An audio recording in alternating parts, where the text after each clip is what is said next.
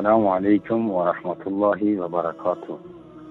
برادران، استادان بزرگوار، دستاندرکاران شبکه جهانی وصال حق، بنده اکرم هستم از تاجیکستان و همین نکته را گفتنی هستم که استادان بزرگوار، دستاندرکاران شبکه وصال حق، شبکه جهانی نور، شبکه کلمه و شبکه توحید، همه شما استادان عزیز را ما جوانان موحد تاجیکستان از صمیم قلب دوست داریم و توهینی که برای شما می شود، هر حقارت، هر نافرمانی و هر ناسزایی که برای شما می شود، برای همسران پیامبر می شود و برای اهل سنت و جماعت می شود، این ما برای خودمان قبولش داریم و برای همچون این توهین همچون با پدر و مادر و همچون با دین و آیین ما دخل دارد. از همین لحاظ با شما همدرد هستیم، از شما منتداری بیان میکنیم برای اظهار سخنان حقیقت، سخنان راستین،